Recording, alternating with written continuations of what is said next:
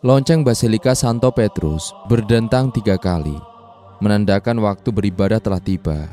Cahaya lilin yang berpendar di altar menciptakan bayangan di dinding-dinding megah gereja Vatikan. Pastor Gabriel berdiri tegak di dekat pilar batu, menatap jemaat yang mulai berkumpul. Suasana sakral memenuhi ruangan, namun ada ketegangan samar yang bersembunyi di antara keheningan. Di sudut aula, seorang pria bertubuh kekar berseragam penjaga gereja, yaitu Markus, menatap tajam ke arah seorang pria berjubah gelap yang baru saja masuk. Pria itu adalah seorang wisatawan muslim yang ingin melihat keindahan gereja terbesar di dunia ini. Namun kehadirannya tampaknya memicu sesuatu dalam diri Markus. Gabriel menyadari ekspresi muram di wajah penjaga itu, dan ia sudah lama mengenal Markus, seseorang yang memiliki kebencian mendalam terhadap Islam. Namun kali ini ada sesuatu yang berbeda. Ada api di matanya, amarah yang membara seperti seseorang yang sedang menunggu momen untuk meledak. Tak butuh waktu lama sebelum suasana berubah menjadi kekacauan. Markus melangkah cepat menuju pria muslim itu, merampas sebuah Al-Quran kecil yang ia bawa di tangannya. Dengan suara yang keras yang menggema di seluruh aula, Markus berteriak, "Ini bukan tempat untuk kitab seperti ini." Seketika keheningan berubah menjadi keterkejutan. Beberapa jemaat menoleh, sementara yang lain bergumam bingung. Gabriel melangkah maju, ingin menghentikan Markus, tetapi semuanya terjadi begitu cepat. Dengan tatapan penuh kebencian, Markus merobek halaman-halaman Al-Quran itu, mencabiknya seperti kertas yang tak berarti. Potongan kertas melayang di udara, jatuh ke lantai marmer gereja yang suci. Suara nafas tertahan terdengar dari beberapa jemaat. Sebagian terkejut, sebagian lagi terlihat tidak peduli. Sementara beberapa orang mengangguk setuju dengan tindakan Markus. Gabriel merasakan sesuatu yang berat di dadanya, bukan hanya keterkejutan, tetapi juga ketakutan. Ini bukan pertama kalinya ia melihat kebencian semacam ini di dalam gereja, tetapi belum pernah ada yang seberani ini untuk melakukannya di depan banyak orang. Namun, sesuatu yang lebih mengejutkan terjadi. Di antara halaman-halaman kitab suci yang beramburan di lantai, satu lembar kecil tersangkut di sepatu Gabriel. Ia menunduk, refleks, mengambilnya sebelum sadar apa yang ia genggam. Tulisan Arab yang indah tertulis di sana, disertai terjemahan kecil di bawahnya. Dan janganlah engkau mengikuti sesuatu yang tidak engkau ketahui, karena pendengaran, penglihatan, dan hati nurani, semua itu akan dimintai pertanggungjawaban. Quran Surat Al-Isra ayat 36. Gabriel menelan ludah. Ada sesuatu dalam ayat itu yang menusuknya seperti belati. Kata-kata itu terasa hidup, seolah sedang berbicara langsung kepadanya. Markus masih berdiri dengan dada membusung, puas dengan aksinya. Jemaat perlahan mulai kembali ke aktivitas mereka, seolah-olah tak ada yang terjadi. Namun, Gabriel tidak bisa mengabaikan apa yang baru saja ia baca. Tangannya mengepal di sekitar lembaran kecil itu, menyelipkannya diam-diam ke dalam salah satu saku jubahnya. Untuk pertama kalinya dalam hidupnya, ia merasa bahwa dosa yang baru saja terjadi di rumah Tuhan ini bukan hanya dosa Markus, tetapi juga dosanya karena membiarkannya terjadi. Dan yang lebih menakutkan baginya adalah perasaan asing yang kini mulai tumbuh di dalam hatinya, perasaan yang berbahaya. Malam di Vatikan selalu sunyi, hanya sekali terdengar langkah kaki para penjaga yang berpatroli di lorong-lorong panjang. Cahaya remang dari lampu-lampu dinding menciptakan bayangan yang bergerak perlahan di lantai marmer yang mengilap. Di dalam kamarnya yang sederhana, Pastor Gabriel duduk di atas kursi kayu dengan tangan masih menggenggam potongan kertas yang ia ambil dari lantai gereja tadi siang. Tangannya gemetar saat membaca kembali ayat yang tertulis di atasnya. Dan janganlah engkau mengikuti sesuatu yang tidak engkau ketahui, karena pendengaran, penglihatan dan hati nurani, semua itu akan dimintai pertanggungjawaban. Quran Surat Al-Isra ayat 36. Ayat itu begitu sederhana, tetapi ada sesuatu yang menancap di dalam dirinya, lebih dalam dari sekedar bacaan biasa. Ia bukan orang yang mudah terpengaruh oleh teks di luar Injil. Sebagai seorang pastor yang telah lama mengabdikan hidupnya pada gereja, ia telah membaca dan juga mempelajari berbagai kitab. Namun, mengapa kata-kata ini terasa berbeda? Gabriel menyandarkan tubuhnya ke kursi, menatap langit-langit dengan mata menerawang. Dadanya bergemuruh. Ia mencoba meyakinkan dirinya bahwa ini hanyalah reaksi spontan terhadap kejadian siang tadi. Namun ada suara kecil dalam dirinya yang menolak percaya bahwa ini hanya kebetulan. Tiba-tiba ketukan di pintu membuyarkan lamunannya. "Masuk," katanya dengan suara serak. Pintu terbuka dan seorang lelaki tua berjubah putih masuk. Itu adalah Kardinal Vittorio, seorang tokoh senior di Vatikan yang sudah lama mengenal Gabriel. "Kau terlihat gelisah, Gabriel," kata Vittorio sambil melangkah masuk dan duduk di seberang meja. "Apa yang mengganggumu?" Gabriel terdiam sesaat, lalu menggeleng. "Hanya lelah." Kardinal itu tersenyum samar. "Aku melihat kejadian tadi siang. Markus memang sering bertindak gegabah, tetapi kadang-kadang kebencian sulit dikendalikan." Gabriel mengangguk pelan, tapi pikirannya masih terpusat pada kertas kecil di tangannya yang kini ia sembunyikan di balik meja. "Apa pendapat Anda tentang Al-Quran?" Tiba-tiba pertanyaan itu meluncur dari bibirnya tanpa ia sadari. Vittorio menaikkan alisnya. "Mengapa kau bertanya demikian?" Dan Gabriel mengangkat bahu. "Aku hanya ingin tahu. Kita diajarkan bahwa hanya ada satu jalan menuju Tuhan. Tapi bagaimana dengan mereka yang percaya pada kitab lain? Apakah mereka sepenuhnya salah?" Mata Vittorio menyipit. Ia mencondongkan tubuhnya sedikit ke depan. "Gabriel, pertanyaan seperti itu bisa berbahaya. Kita adalah penjaga kebenaran yang telah diwariskan kepada kita, dan jangan biarkan dirimu tersesat oleh keraguan." Gabriel menelan ludah, merasakan tekanan yang tiba-tiba menghimpit dadanya. "Tidak ada salahnya mencari tahu, bukan?" tanyanya dengan pelan. Kardinal Vittorio menatapnya dalam-dalam sebelum akhirnya menghela nafas. "Hati-hati, Pastor Gabriel. Keingintahuan yang tidak berkendali bisa membawa seseorang menjauh dari jalan yang benar." Gabriel hanya tersenyum tipis saat pria tua itu bangkit dan berjalan keluar dari kamarnya. Namun dalam hatinya, ia tahu bahwa keingintahuan itu sudah tertanam dan tidak akan mudah untuk diabaikan. Setelah Vittorio pergi, Gabriel menarik nafas dalam-dalam dan membuka laci meja. Ia menatap kertas kecil itu sekali lagi. Kali ini, ia tidak hanya membaca ayatnya, tetapi merenungkan maknanya. "Jangan mengikuti sesuatu yang tidak engkau ketahui." Bukankah selama ini ia hanya mengikuti apa yang diajarkan kepadanya tanpa mempertanyakan lebih dalam? Dan ia menerima kebenaran yang diberikan kepadanya sejak kecil tanpa pernah benar-benar mencari sendiri.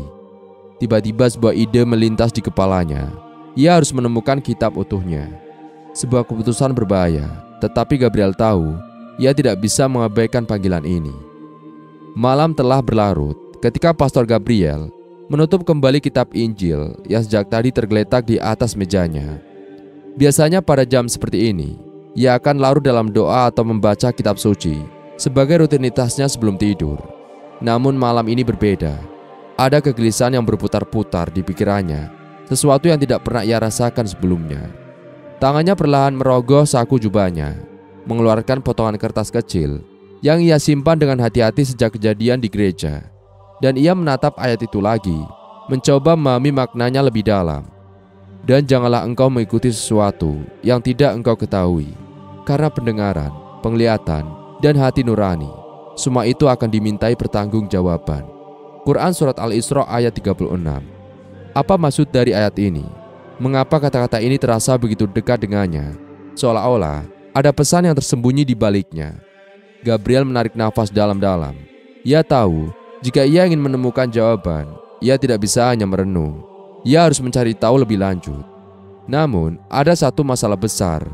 Di tempat seperti Vatikan di mana setiap gerak-geriknya selalu diawasi oleh orang-orang di sekitarnya, mencari informasi tentang Islam bukanlah sesuatu yang bisa dilakukan dengan bebas, dan ia harus berhati-hati. Dengan hati-hati, ia meraih jubahnya dan menyelipkan potongan kertas itu ke dalam Alkitab miliknya. Kemudian, ia keluar dari kamarnya dan berjalan menyusuri koridor panjang yang sepi. Cahaya redup dari lentera di dinding menciptakan bayangan panjang di lantai marmer. Sementara suara langkah kakinya terdengar menggema di lorong. Ia menuju ke perpustakaan kecil yang berada di sayap timur bangunan. Perpustakaan itu bukan yang terbesar di Vatikan, tetapi memiliki koleksi buku dari berbagai peradaban. Gabriel tahu, jika ada informasi tentang Al-Quran di Vatikan, kemungkinan besar ada di sini. Ketika ia membuka pintu kayu yang berat, aroma kertas tua dan kayu memenuhi hidungnya. Barisan rak buku yang tinggi menjulang di sekelilingnya. seakan menyimpan ribuan rahasia dari masa lalu. Matanya menelusuri deretan buku, mencari sesuatu yang mungkin bisa membantunya.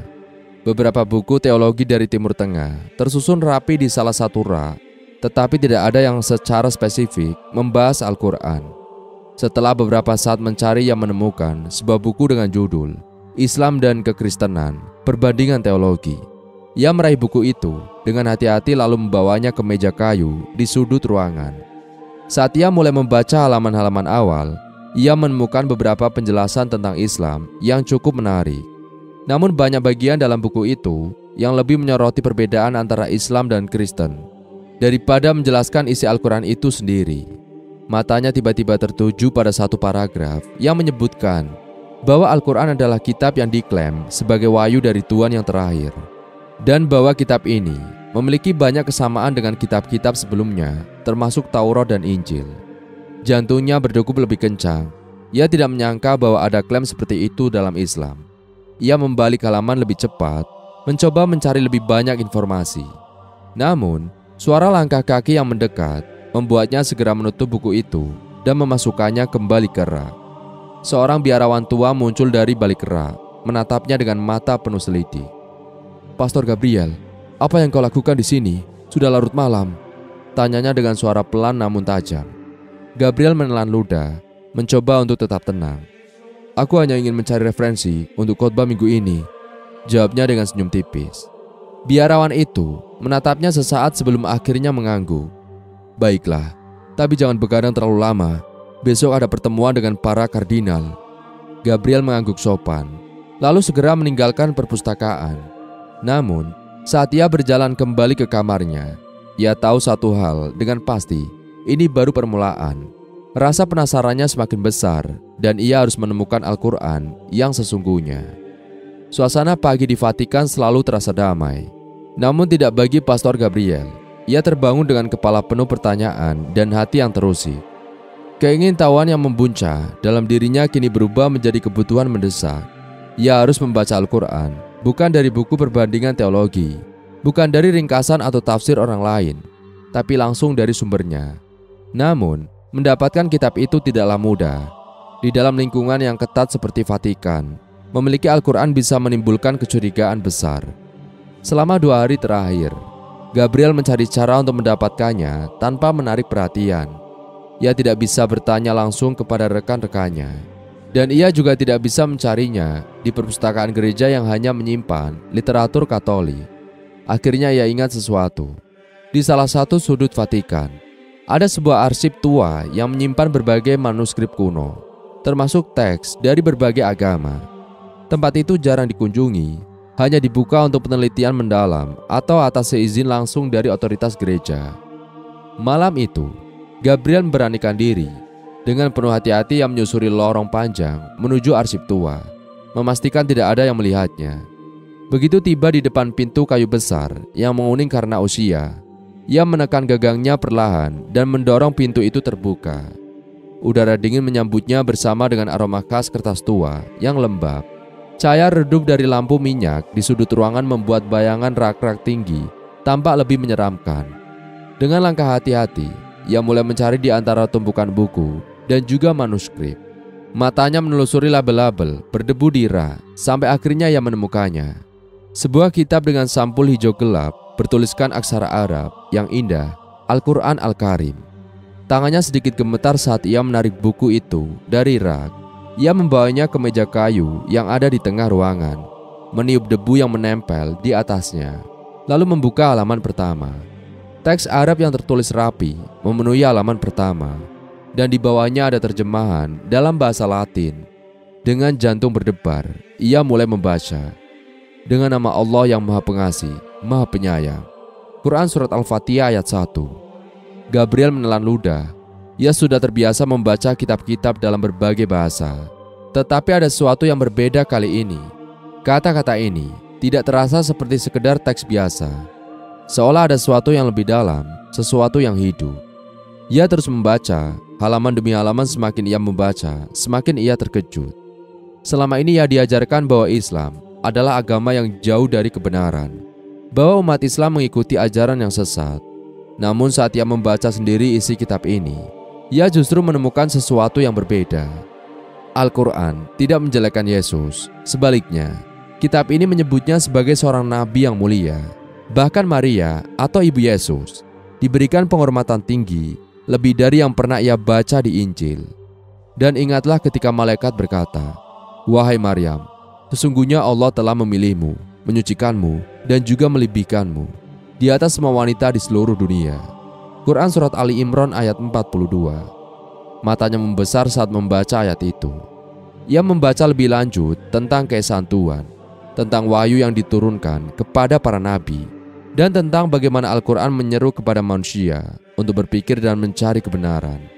Tetapi yang paling mengejutkannya adalah bagaimana kitab ini berbicara langsung kepadanya, seolah ada suara yang membisikkan kebenaran yang selama ini ia abaikan. Maka berilah peringatan, karena sesungguhnya engkau hanyalah pemberi peringatan. Engkau bukanlah orang yang berkuasa atas mereka. Quran Surat Al-Ghaziyah ayat 21-22. Gabriel terdiam lama. Ia merasa seolah-olah ada sesuatu yang mengguncang keyakinannya. Selama ini ia percaya bahwa keselamatan hanya ada di dalam gereja. Tetapi, bagaimana jika kebenaran tidak hanya ada di satu tempat? Bagaimana jika selama ini hanya menerima ajaran tanpa benar-benar mempertanyakannya? Suara langkah kaki di luar ruangan membuatnya tersentak. Dengan cepat, ia menutup kitab itu dan memasukkannya kembali ke rak. Nafasnya memburu saat ia melangkah keluar dengan hati yang masih bergetar. Ia tahu ini baru permulaan, dan semakin dalam ia menggali, semakin sulit ia untuk kembali. Malam di Vatikan kembali sunyi. Namun, bagi Pastor Gabriel, hatinya justru semakin gaduh. Selama beberapa hari terakhir, ia terus menyelinap ke arsip tua, membaca Al-Quran sedikit demi sedikit. Ia mencatat ayat-ayat yang mengusik hatinya, membandingkannya dengan Injil, dan juga merenungkan perbedaan mendasar di antara keduanya. Semakin dalam ia membaca, semakin banyak pertanyaan yang muncul dalam benaknya. Ia menemukan kisah para nabi yang serupa dengan yang ada dalam Injil, tetapi dengan sudut pandang yang berbeda. Ia membaca tentang Musa, Ibrahim, Yesus, dan bahkan tentang Nabi Muhammad SAW. Sosok yang selama ini hanya ia dengar dari cerita negatif. Namun ketertarikannya mulai menarik perhatian. Ia menyadari bahwa beberapa rekannya mulai menatapnya dengan curiga. Tatapan mereka tidak lagi sekedar sapaan ramah, tetapi penuh dengan tanda tanya. Bahkan, dalam beberapa kesempatan ia merasa ada yang mengawasinya. Saat ia berjalan di lorong gereja, atau saat ia duduk merenung di karpet kecil, Gabriel tahu tidak banyak yang bisa ia lakukan untuk menghilangkan kecurigaan itu. Tetapi ia juga tidak bisa menghentikan pencariannya. Pada suatu siang yang tenang, ketika ia tengah duduk di bangku kayu gereja, setelah misa, seorang pria berjubah merah mendekatinya. Kardinal Vittorio. Gabriel langsung merasa tubuhnya menegang. Kardinal Vittorio adalah salah satu figur paling berpengaruh di Vatikan. Ia dikenal sebagai pria yang tegas dan sangat menjaga kemurnian ajaran Katolik. Jika seorang seperti Vittorio mulai memperhatikan dirinya, maka itu berarti adalah pertanda buruk. Pastor Gabriel, sapa Vittorio dengan nada lembut, tetapi ada ketajaman yang tersembunyi di balik suaranya. Eminence, jawab Gabriel, mencoba tetap tenang. Vittorio duduk di sampingnya, melihat tangannya di atas lutut. Ia memandangi jendela tinggi gereja, di mana sinar matahari menembus kaca patri, menciptakan pantulan cahaya yang indah di lantai marmer. Aku mendengar, kata Vittorio perlahan, bahwa akhir-akhir ini kau sering mengunjungi arsip tua. Gabriel menahan nafas sesaat sebelum menjawab. Aku hanya ingin mencari bahan untuk refleksi teologis. Kardinal itu menoleh padanya. Mata tajamnya menusuk langsung ke dalam diri Gabriel. Refleksi teologis tentang apa? Gabriel mencoba mempertahankan ekspresi netralnya. Aku ingin memahami lebih dalam bagaimana agama lain memandang Tuhan. Vittorio tersenyum kecil, tetapi senyum itu lebih mirip senyum seseorang yang sudah mengetahui jawaban sebelum pertanyaannya diajukan. Pastor Gabriel, katanya dengan nada lebih rendah, aku harap kau tidak lupa siapa dirimu dan di mana kau berada. Gabriel menelan ludah, tetapi ia tetap mempertahankan ketenangannya. Tentu saja tidak, Eminence. Vittorio menepuk bahunya dengan lembut, tetapi ada tekanan halus dalam genggaman tangannya. Bagus, karena di tempat ini, Iman bukan sekedar keyakinan pribadi. Ia adalah pilar yang harus dijaga dengan kesetiaan mutlak. Dan jangan sampai kau tersesat, Gabriel. Gabriel hanya bisa mengangguk. Ketika Vittorio bangkit dan berjalan pergi, Gabriel merasa seluruh tubuhnya mendadak dingin. Kardinal itu tahu sesuatu, dan itu berarti waktu Gabriel semakin sedikit sebelum kecurigaannya berubah menjadi tuduhan. Ia harus lebih berhati-hati, tetapi yang lebih penting, ia harus segera menemukan jawaban yang ia cari sebelum semuanya terlambat. Malam itu, udara di Roma terasa lebih dingin dari biasanya. Gabriel berjalan cepat di antara gang-gang sempit. Jubahnya berkibar diterpa angin malam. Bayangan-bayangan lampu jalan menari di trotoar, menciptakan siluet samar yang bergerak seiring langkahnya. Ia melirik ke belakang, memastikan tidak ada yang mengikutinya. Setelah pertemuannya dengan Kardinal Vittorio, ia tahu dirinya sedang diawasi. Setiap gerak-geriknya kini memiliki makna bagi mereka yang mencurigainya. Namun, ia tidak bisa berhenti sekarang. Terlalu banyak pertanyaan yang membebani pikirannya, dan ia membutuhkan jawaban. Dalam pencariannya, ia menemukan kabar tentang seseorang yang bisa membantunya. Seorang mantan pendeta Katolik yang telah menjadi mualaf. Ia harus bertemu dengannya, meskipun itu berarti mengambil resiko besar. Gabriel tiba di sebuah kafe kecil yang tersembunyi di sudut kota. Kafe itu sepi, hanya ada beberapa orang yang duduk di pojokan, sibuk dengan percakapan mereka sendiri. Aroma kopi dan rempah-rempah menguar di udara, menenangkan sekaligus menambah ketegangan di dadanya. Di salah satu meja, seorang pria tua berambut putih duduk dengan tenang, mengenakan jas sederhana. Wajahnya tampak damai, tetapi ada ketegangan dalam tatapannya. "Inikah Pastor Gabriel?" tanyanya dengan pelan, suaranya lembut namun tegas. Gabriel mengangguk dan duduk di hadapannya. "Saya dipanggil Abdullah sekarang," kata pria itu, tersenyum dengan tipis. "Dulu saya dikenal sebagai Pastor Michael." Gabriel menelan ludah. Ia pernah mendengar nama itu. Michael adalah seorang pendeta yang dulu dihormati, tetapi tiba-tiba menghilang bertahun-tahun lalu. Banyak yang menganggapnya sebagai pengkhianatan iman. "Aku tahu apa yang sedang kau cari," lanjut Abdullah. "Aku pernah berada di posisimu, Gabriel. Kebingungan, ketakutan, dan dikejar-kejar bayang-bayang pengkhianatan." Gabriel menatap pria itu, mencari jawaban dalam sorot matanya. "Mengapa kau memilih meninggalkan gereja?" Abdullah menghela nafas pelan. "Aku tidak meninggalkan Tuhan, Gabriel. Aku justru menemukannya. Aku mempelajari Al-Quran bukan untuk beriman padanya, tetapi untuk membantahnya." Abdullah melanjutkan, "Aku ingin membuktikan bahwa itu salah. Tetapi semakin dalam aku membaca, semakin aku menyadari bahwa ada sesuatu yang berbeda." Gabriel mendengarkan dengan seksama.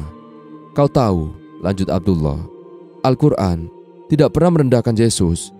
Justru ia diangkat sebagai seorang nabi yang besar, yang membawa wahyu dari Tuhan. Tapi ada satu hal yang mengubah segalanya bagiku." Abdullah merogoh sakunya dan mengeluarkan sebuah buku kecil. Ia membuka salah satu halaman dan meletakkannya di hadapan Gabriel.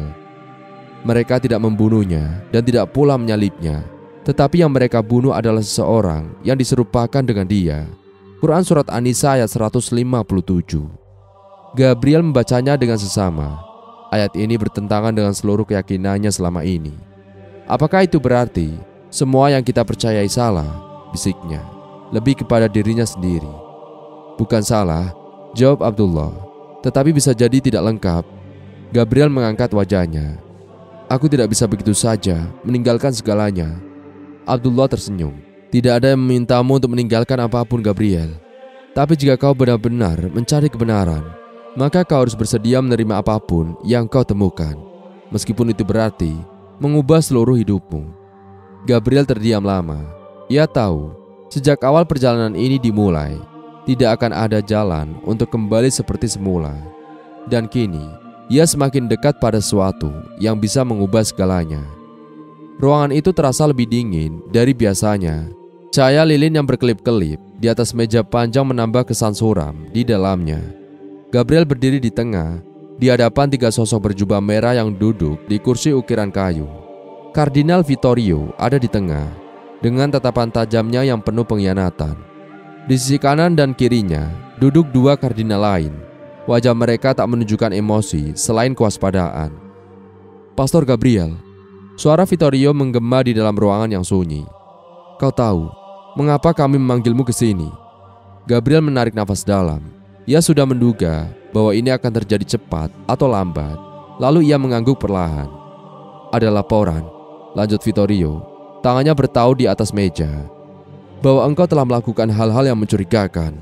Mengunjungi arsip tua berkali-kali, membaca buku-buku yang tidak seharusnya kau baca, dan bergaul dengan orang-orang yang memiliki keyakinan menyimpang." Gabriel tetap diam. Ia tahu jika ia langsung menyangkal, itu hanya akan berburuk situasi. "Apa yang sebenarnya kau cari, Pastor Gabriel?" Vittorio mencondongkan tubuhnya ke depan.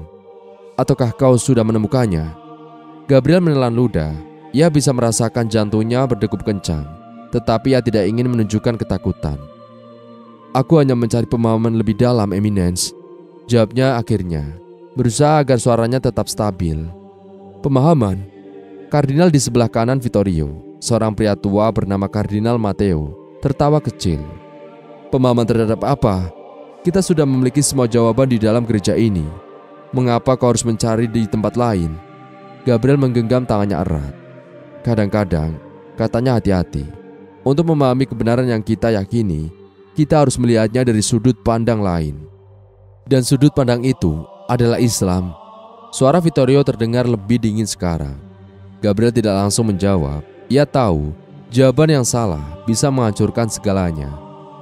"Aku membaca," katanya perlahan. "Aku membandingkan, dan aku bertanya." Ia berhenti sejenak, lalu menambahkan, "Bukankah itu yang dilakukan oleh para teolog besar, mempelajari berbagai pemikiran untuk semakin memperkuat iman mereka?" Kardinal Matteo mendengus, tetapi Vittorio tidak tertawa.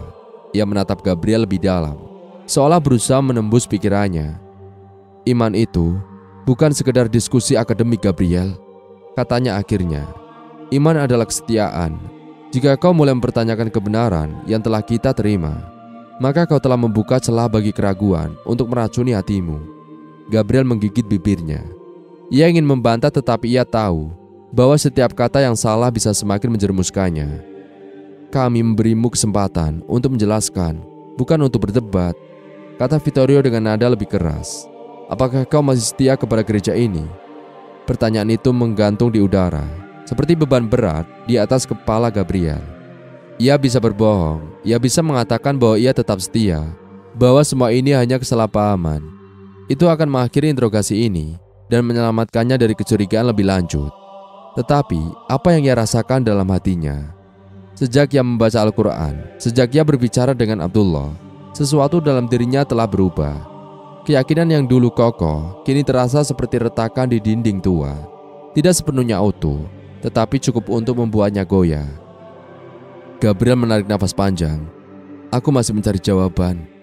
Vittorio menghela nafas, ekspresinya berubah menjadi lebih keras. "Maka kami memperhatikanmu, Pastor Gabriel. Pencarian yang salah bisa membawamu pada kehancuran." Gabriel menundukkan kepala. Ia tahu pertemuan ini hanyalah awal dari ujian yang lebih besar. Ketika ia melangkah keluar dari ruangan itu, ia menyadari satu hal. Ia tidak hanya dikepung oleh kecurigaan orang lain, ia juga dikepung oleh keraguannya sendiri. Vatikan tidak pernah terasa sesunyi ini bagi Gabriel. Lorong-lorong panjang yang biasanya penuh ketenangan, kini terasa seperti jalanan berbahaya yang setiap sudutnya menyimpan mata yang mengawasinya. Sejak pertemuan dengan para kardinal, ia tahu bahwa dirinya tidak lagi sekedar dicurigai atau diawasi. Langkahnya terhenti di depan kapel kecil, tempat ia biasa berdoa. Ia ingin masuk, ingin menemukan ketenangan, tetapi entah mengapa malam ini tubuhnya menolak. Perasaan aneh merayapi pikirannya. Ia menoleh ke belakang dan melihat sosok yang familiar berdiri di ujung lorong. Markus, penjaga gereja itu, bersandar pada pilar batu. Tangannya terlipat di depan dada, tatapannya tajam, berbeda dari biasanya. Gabriel tahu bahwa Markus bukan sekedar penjaga biasa. Ia adalah seorang yang sangat setia kepada gereja dan akan melakukan apapun untuk melindungi keyakinannya. Gabriel menghela nafas, berusaha terlihat tenang saat ia berjalan ke arah lain. Namun suara langkah kaki mengikuti di belakangnya. "Pastor Gabriel," suara Markus memanggil, berat dan dingin. Gabriel berhenti. Ia tidak ingin terlihat seperti orang yang melarikan diri. "Ada yang bisa kubantu, Markus?" Tanyanya sambil berusaha tersenyum. Markus berjalan mendekat. Jarak mereka kini hanya beberapa langkah. Mata pria itu penuh dengan sesuatu yang tidak bisa dijelaskan Gabriel. Kecurigaan, amarah, atau mungkin sesuatu yang lebih mengancam.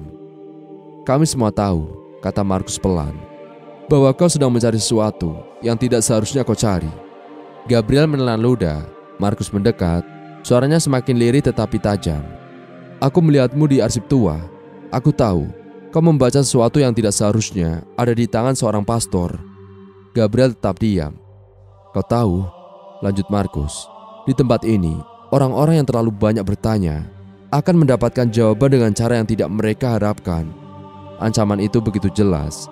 Gabriel mencoba menjaga ekspresinya tetap tenang, tetapi di dalam hatinya ia merasakan ketakutan yang belum pernah ia rasakan sebelumnya. "Aku hanya ingin memahami lebih banyak," jawab Gabriel, memilih kata-katanya dengan hati-hati. "Bukankah kita diajarkan untuk mencari kebenaran?" Markus tersenyum tipis, tetapi itu bukan senyum yang ramah. "Kebenaran macam apa yang kau cari di luar gereja ini?" Gabriel diam. Ia tahu bahwa setiap kata yang salah bisa semakin menjerumuskannya. Markus menepuk baunya, tetapi genggaman tangannya terlalu kuat untuk disebut sekedar sapaan. "Berhati-hatilah, pastor. Tuhan tidak menyukai pengkhianat." Lalu, Markus berbalik dan berjalan pergi, meninggalkan Gabriel berdiri di sana dengan perasaan bercampur aduk. Ia tahu satu hal, waktunya semakin sedikit, dan bahaya kini bukan hanya berasal dari kecurigaan, tetapi dari ancaman nyata yang bisa datang kapan saja. Hujan turun deras malam itu, menutupi jalanan berbatu di kota Vatikan. Dengan genangan air yang memantulkan cahaya lampu jalan, Gabriel duduk di dalam kamarnya yang remang-remang, hanya diterangi oleh lilin yang berkedip di sudut meja.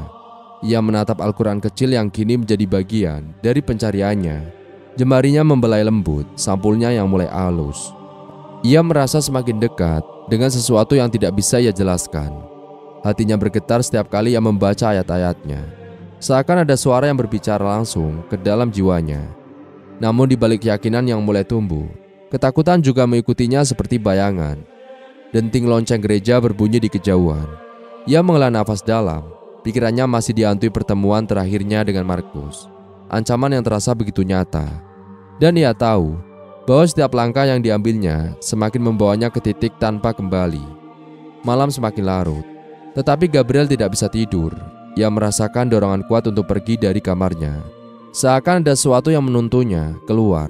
Tanpa berpikir panjang ia meraih jubahnya dan melangkah keluar, membiarkan udara dingin menerpa wajahnya. Ia berjalan menyusuri koridor panjang gereja. Langkahnya nyaris tak bersuara di atas lantai marmer yang dingin. Tanpa sadar, ia menuju ke kapal kecil yang biasanya ia hindari sejak kecurigaan terhadapnya semakin kuat. Ketika ia mendorong pintu kayu berat itu, pemandangan di dalamnya membuatnya berhenti. Di depan altar, seorang pria bersimpuh dengan kepala tertunduk. Punggungnya bergerak pelan, seolah ia sedang berdoa dengan begitu khusyuk. Namun, yang membuat Gabriel terkejut bukanlah kehadiran pria itu, melainkan cara ia bersujud dengan posisi yang mirip dengan apa yang dilihatnya dalam video tentang Muslim yang sedang sholat. Gabriel membeku di tempatnya. Pria itu mendengar langkahnya dan perlahan bangkit. Saat ia berbalik, Gabriel mengenali wajahnya. Kardinal Matteo.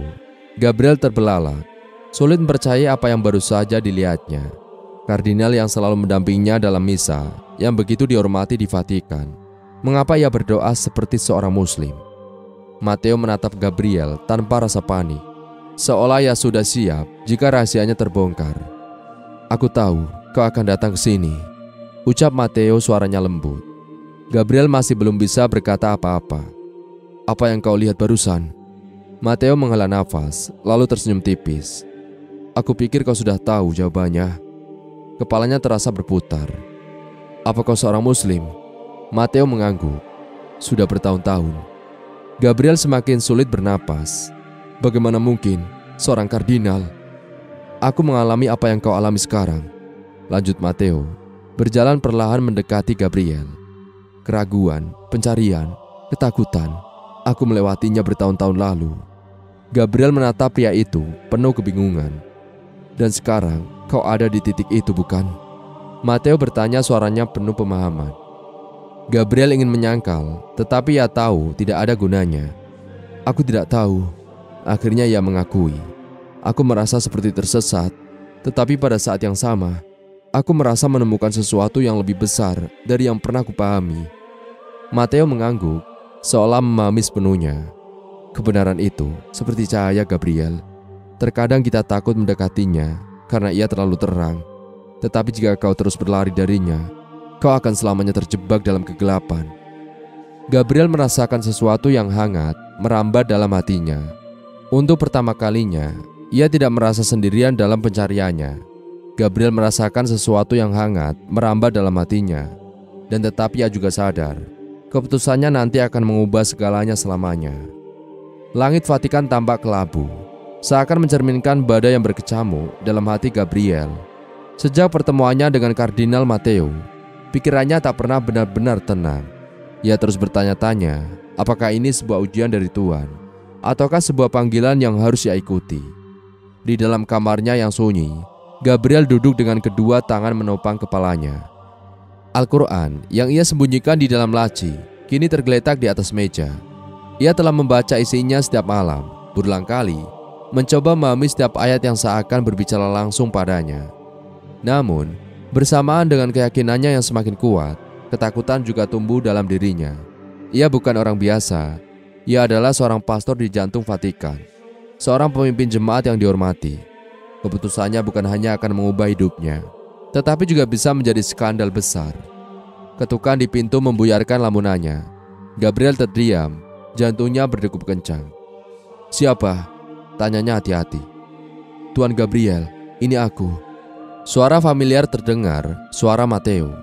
Gabriel menghela nafas lega dan segera membuka pintu. Kardinal itu masuk dengan cepat, memastikan tidak ada yang melihatnya sebelum menutup pintu kembali.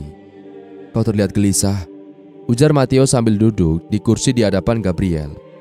Gabriel menatap pria itu dengan ragu. "Aku tidak tahu apa yang harus kulakukan, Matteo. Semakin aku membaca, semakin aku merasa bahwa aku tidak bisa mengingkari kebenaran ini. Tapi aku juga takut." Matteo tersenyum kecil. "Takut pada siapa? Pada mereka yang akan menghakimimu, atau pada dirimu sendiri yang harus menghadapi kenyataan?" Gabriel terdiam. Kedua-duanya benar. Matteo melanjutkan, "Kau tahu, Gabriel, aku pun dulu berada di posisimu. Aku berdiri di ambang pilihan yang sama.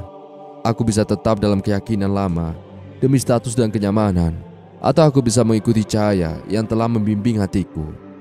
Gabriel menatapnya lekat-lekat. "Dan kau memilih?" Matteo tersenyum. "Aku memilih mengikuti hatiku. Tapi aku tahu, kau harus mengambil keputusan sendiri. Tidak ada yang bisa memaksamu." Gabriel menunduk. "Jika aku mengikuti hatiku, aku akan kehilangan segalanya. Gereja, kedudukanku, mungkin bahkan nyawaku." Matteo menepuk bahunya dengan lembut.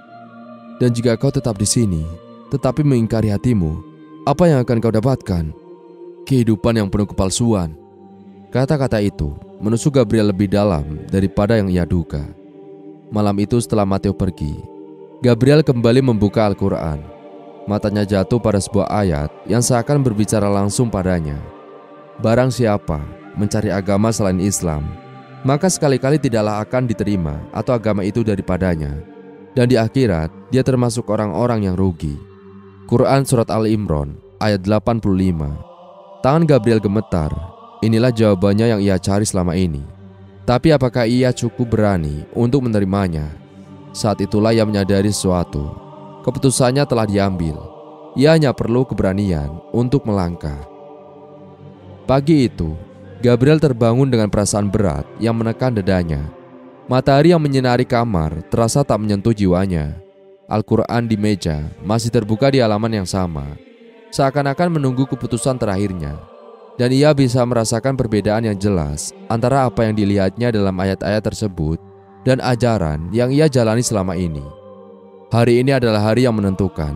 Besok, ia akan menghadiri misa besar yang dihadiri oleh semua pejabat tinggi gereja di Vatikan.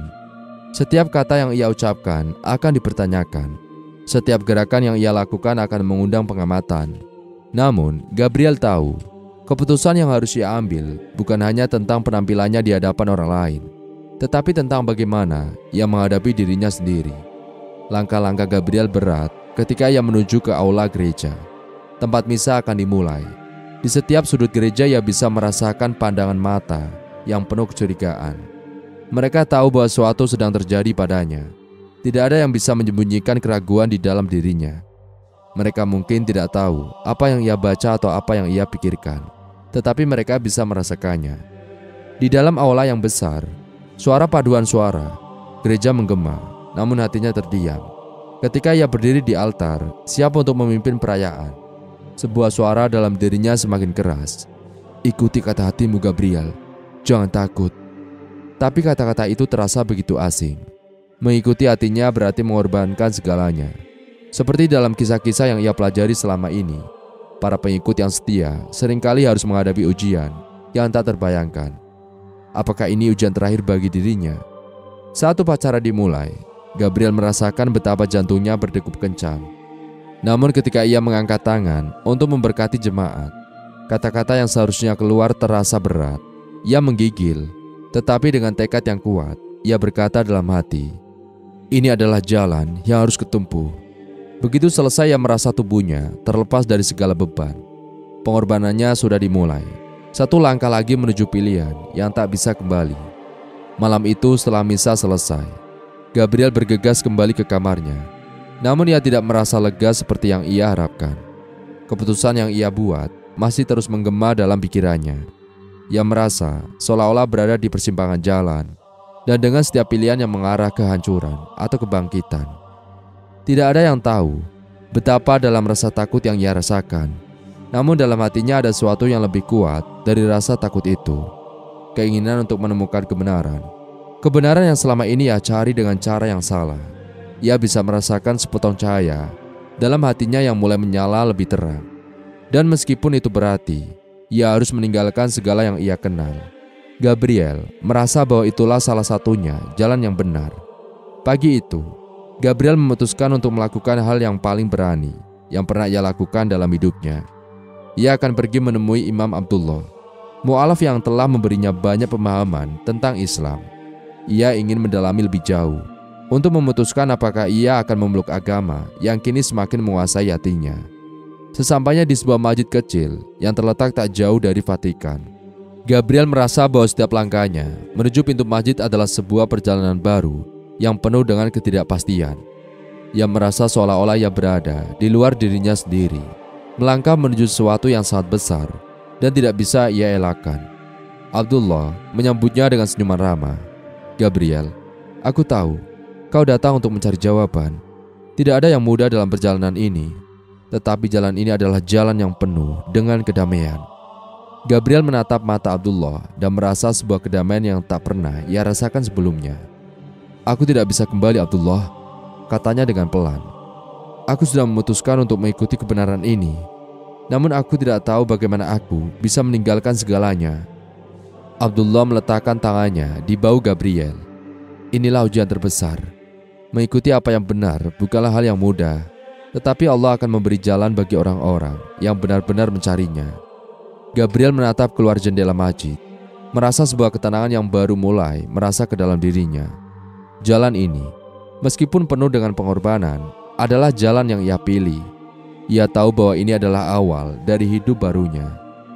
Hari-hari setelah pertemuannya dengan Abdullah terasa bagaikan mimpi yang berubah menjadi kenyataan. Gabriel semakin yakin dengan jalan yang ia pilih. Ia mulai mengenal lebih dalam tentang Islam, berbicara dengan mu'alaf lain, dan juga merenungkan ajaran-ajaran yang selama ini ia sangka tidak sesuai dengan pemahamannya. Namun seiring berjalannya waktu, ia menyadari bahwa Islam bukanlah agama yang mengancam keyakinannya, melainkan agama yang menguatkan hati dan jiwa. Namun keputusan ini bukanlah tanpa konsekuensi. Setiap langkahnya semakin dekat dengan bahaya yang mengancam. Markus, yang selalu mengawasi setiap gerak-geriknya, semakin sering menanyakan kemana perginya Gabriel setelah misa, dan apakah ia mulai meragukan ajaran gereja. Gabriel tahu bahwa ia harus lebih berhati-hati. Suatu malam ketika Gabriel sedang merenung sendirian di kamarnya, pintu diketuk pelan. Ketika ia membukanya, ia melihat wajah yang tidak asing lagi, Kardinal Vittorio. "Gabriel," Suara Vittorio berat. Kamu tahu, kau tidak lagi sama. Keputusanmu untuk menjauh dari gereja ini tidak akan dibiarkan begitu saja. Gabriel menatap Vittorio yang wajahnya kini penuh dengan ketegasan. Aku tahu, Eminence, tetapi apa yang aku lakukan adalah mengikuti keyakinan yang telah menemukan jalan di hatiku. Vittorio menghela nafas, menatap dalam mata Gabriel. Kau tahu apa yang akan terjadi jika kau memilih jalan ini? Seluruh gereja akan memusnahkanmu. Gabriel merasa seolah-olah dunia di sekitarnya hancur. Namun ia tidak ragu lagi. Jika aku harus kehilangan segalanya untuk mengikuti kebenaran, maka itu adalah harga yang harus kubayar. Dengan langkah mantap, Gabriel menutup pintu kamarnya, menatap keluar jendela, dan merasakan sebuah kedamaian yang menyelimuti hatinya. Ia tahu, jalan yang ia pilih akan mengubah hidupnya selamanya. Tetapi ia juga tahu bahwa kini, ia tidak lagi berjalan sendirian. Pagi itu Gabriel bangun dengan perasaan yang berbeda dari sebelumnya. Udara di luar kamarnya terasa segar, meskipun hati yang kini dipenuhi dengan ketegasan membuatnya merasa seperti seseorang yang baru saja dilahirkan. Keputusan besar yang telah ia ambil tidak lagi terasa seberat dulu. Sebaliknya, ia merasakan sebuah kedamaian yang sulit diungkapkan dengan kata-kata. Di meja kamarnya, Al-Quran yang semula hanya menjadi sebuah objek yang ia coba pahami, kini menjadi bagian dari hidupnya. Setiap halaman, setiap ayat terasa seperti petunjuk yang membimbing langkah-langkahnya ke arah yang lebih terang. Bahkan ayat yang pertama kali membuatnya ragu, kini memberi pengertian yang dalam. Sesungguhnya, dalam penciptaan langit dan bumi, terdapat tanda-tanda bagi orang yang berakal, pikirnya, meresapi ayat yang ia baca setiap malam itu. Namun meskipun Gabriel merasa lebih dekat dengan kebenaran, ia tahu bahwa jalan yang dipilihnya masih penuh tantangan. Gereja yang telah menjadi rumahnya selama bertahun-tahun, kini terasa seperti tempat yang penuh dengan ketegangan. Namun ia tidak bisa lagi menahan dirinya untuk terus berjalan di jalan yang diyakininya.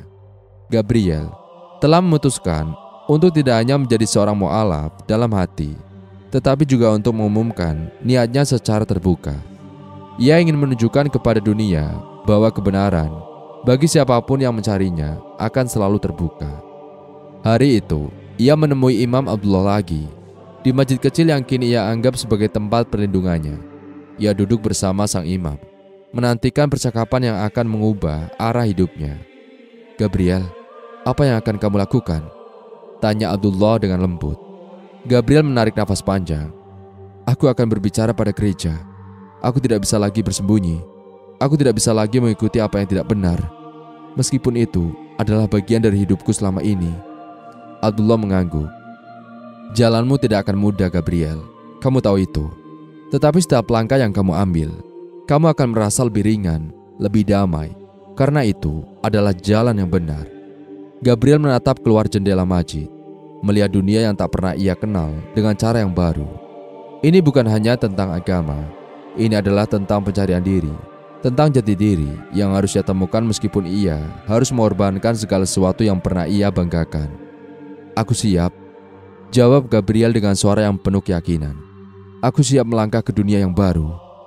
Dan malam itu, Gabriel berdiri di altar gereja besar, tempat ia pernah memimpin misa dengan penuh hormat dan keyakinan. Namun kini hatinya terasa sepi. Tempat yang dulunya adalah rumah baginya, kini seperti sebuah panggung yang penuh dengan ilusi. Sejak pengakuannya pada Kardinal Vittorio, beberapa hari sebelumnya Gabriel tahu bahwa hari ini adalah hari yang menentukan. Semua orang yang hadir di gereja malam itu tahu bahwa ada sesuatu yang aneh. Ketegangan di udara begitu terasa. Gabriel tahu ia harus melakukan ini bukan hanya untuk dirinya, tetapi juga untuk mereka yang sedang berjuang dengan keraguan seperti dirinya. Dengan tenang ia melangkah ke tengah altar dan berdiri di hadapan jemaat. Semua mata tertuju padanya, penuh dengan rasa ingin tahu, kebingungan, dan ketidakpercayaan. Bahkan beberapa di antara mereka ada yang mendesis, menduga bahwa ada sesuatu yang telah berubah pada Gabriel. Namun, Gabriel tidak bisa mundur. Ia merasa tidak bisa lagi hidup dengan bersembunyi. Ia menarik nafas dalam-dalam dan berkata, suaranya menggema di ruang gereja yang luas. Saudara-saudari terkasih, kata Gabriel dengan suara yang penuh keyakinan. Saya berdiri di sini bukan untuk mengecewakan Anda, tetapi untuk mengikuti jalan yang telah saya temukan dalam hati saya.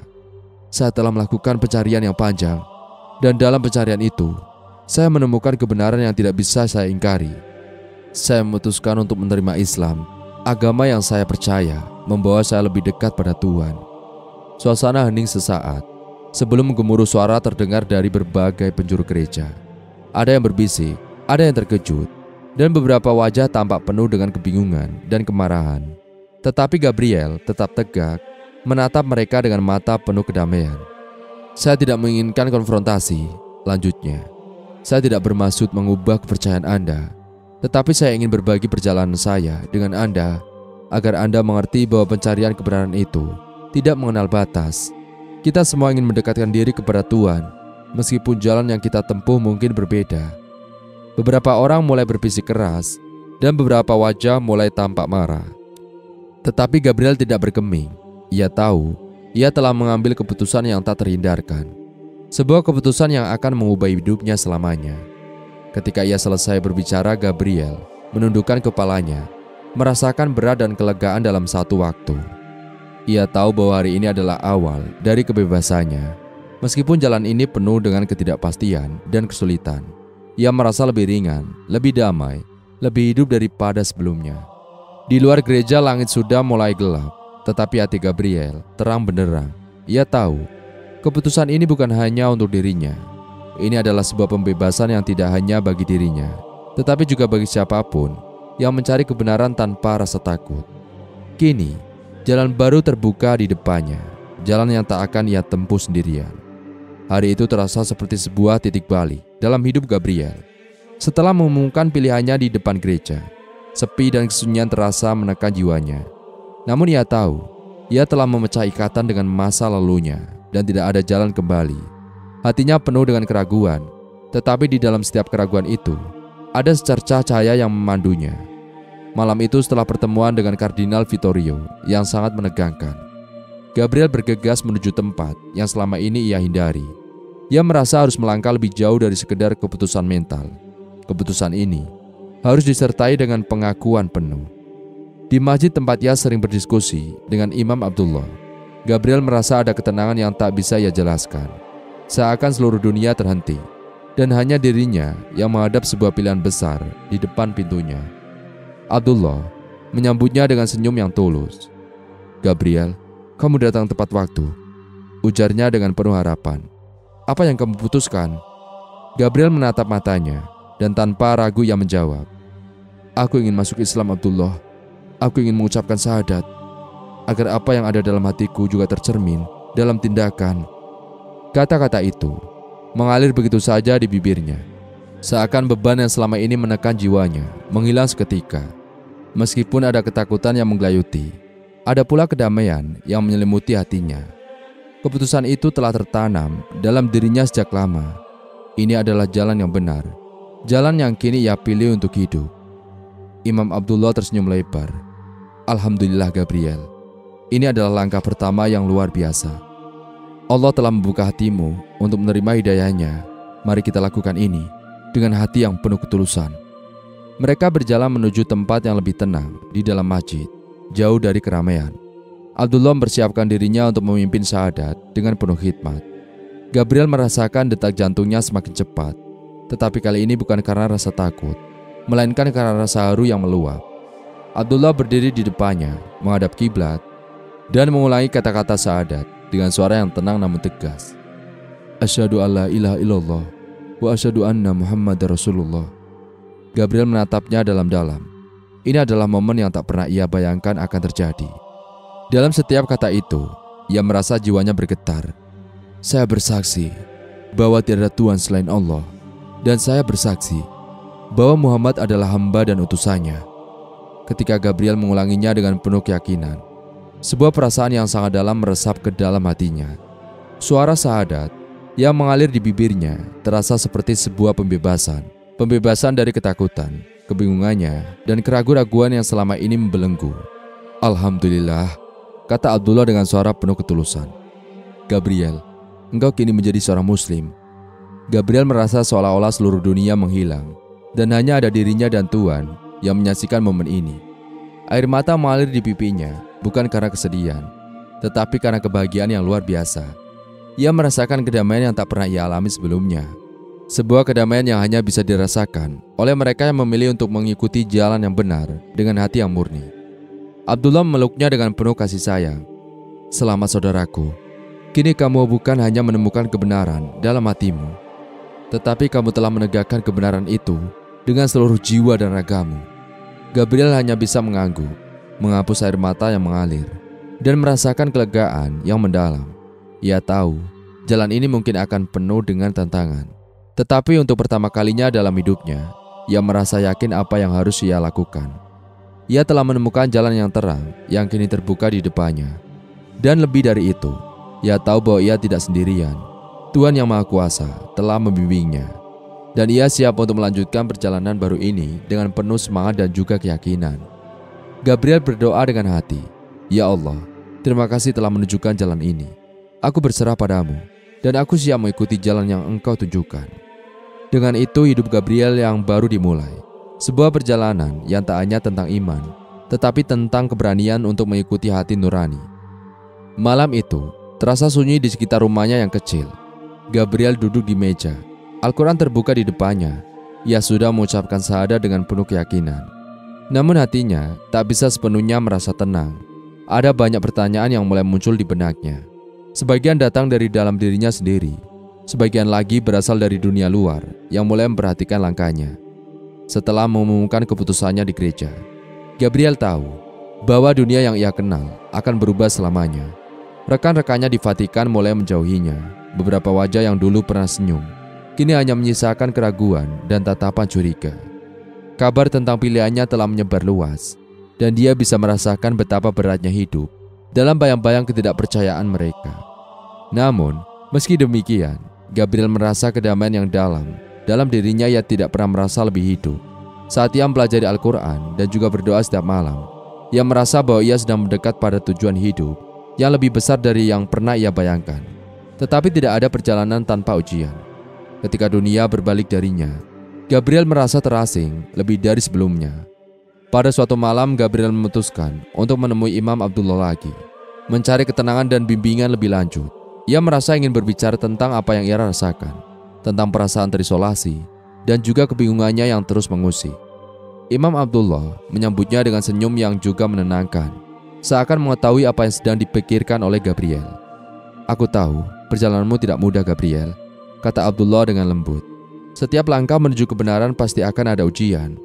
Tuhan menguji hambanya bukan untuk melihat apakah mereka gagal, tetapi untuk melihat apakah mereka tetap teguh pada jalan yang benar meskipun banyak godaan." Gabriel menghela nafas panjang, merasakan berat di dadanya. "Aku tahu, tapi kadang aku merasa sendirian. Ketika aku melihat mata mereka yang penuh dengan kebencian, aku bertanya-tanya, apakah aku membuat pilihan yang benar?" Abdullah duduk di sampingnya dan menepuk bahunya dengan penuh kasih. "Gabriel, jalan ini bukan jalan yang mudah. Banyak orang yang terjebak dalam dunia materi, dalam dunia yang penuh dengan berpura-puraan. Tetapi ingatlah, jalan yang benar adalah jalan yang seringkali sunyi dan penuh dengan cobaan. Jangan biarkan suara-suara itu menghalangimu. Biarkan hatimu yang berbicara, karena Allah selalu bersamamu." Gabriel menundukkan kepala meresapi kata-kata Abdullah. Ia tahu ini adalah ujian yang harus ia jalani, sebuah jalan yang akan menguji seberapa teguh ia memegang keyakinannya. Tetapi dalam hatinya, ia merasakan kekuatan yang tak terhingga, dan ini adalah jalan yang ia pilih, dan ia tidak akan mundur. Minggu-minggu berlalu dan Gabriel mulai merasa semakin kuat dalam pilihannya. Walaupun dunia di sekelilingnya tampak mengaruh pada penolakan, ia semakin mantap menjalani hidup sebagai seorang muslim. Keputusan besar yang ia ambil bukanlah tanpa rasa takut, tetapi sekarang ia tahu bahwa Tuhan selalu memberi pertolongan bagi mereka yang mencarinya dengan tulus.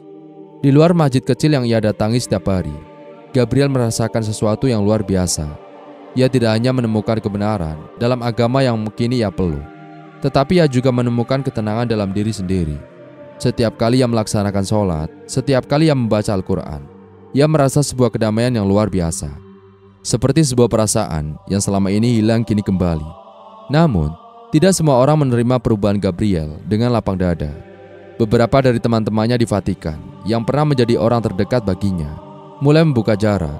Mereka menuduhnya telah mengkhianati iman mereka. Bahkan, ada yang menyebutnya dengan kata-kata kasar. Gabriel merasakan betapa beratnya kenyataan ini, tetapi ia tidak bisa mundur.